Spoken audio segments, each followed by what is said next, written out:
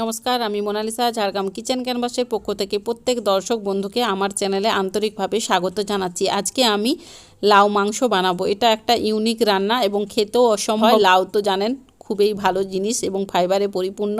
তো দেখে নিন লাউ মাংস কিভাবে বানাবো। তার জন্য প্রথমে 1 গ্রাম মতো তেল নিয়ে নিয়েছি আমি। তাতে গোটা গরম মশলা ফোড়ন দিয়ে দিচ্ছি, এলাচ, দারচিনি, তেজপাতা, লবঙ্গ আর 2টো শুকনো লঙ্কা ফোড়ন দিয়ে দিয়েছি।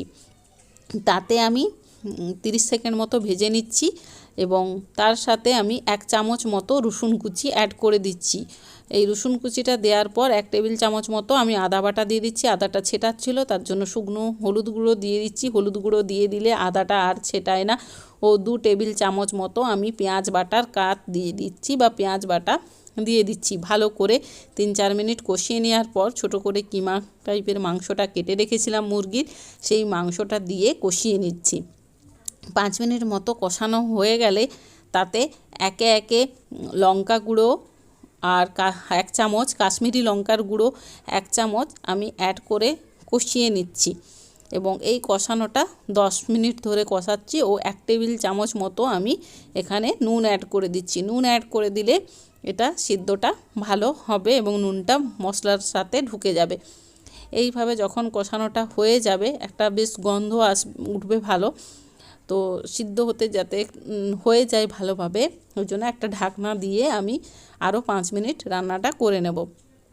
এইভাবে রান্নাটা করার পর ঢাকনা খুলে আরও 5 মিনিট নেড়ে চেড়ে নেব। যখন এরকম কষা কষা টাইপের হয়ে যাবে তখন আর একটু আমি নেড়ে নেব, কারণ কষানোটা যেন ভালো হয়। এই মাংসের কষানোটাই মেন।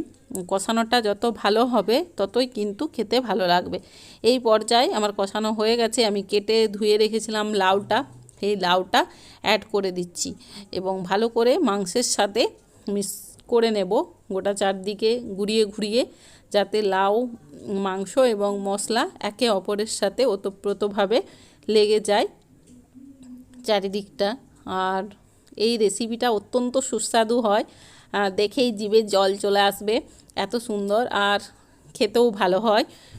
আর এইটা যে কোনো জিনিসের ভাতে বলুন রুটিতে বলুন আপনারা খেতে পারেন।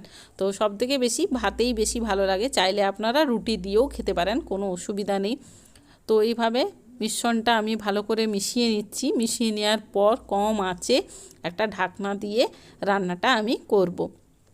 তো এই রান্নাটাতে কোনো রকম জল পড়বে না, কারণ লাউয়ের মধ্যে ফাইবার তো থাকে এবং একটা জল ভাণ্ডার জিনিস, সেটার থেকেই জল বেরোবে। কম আঁচে রান্না করছি আমি আধ ঘন্টা ধরে, মাঝে মধ্যে নেড়ে দিয়েছি আমি, তো অনেকটা জল বেরিয়েছে। এটা কিন্তু নতুন করে কোনো জল অ্যাড করা হয়নি, ওই লাউ থেকেই জল বেরিয়েছে।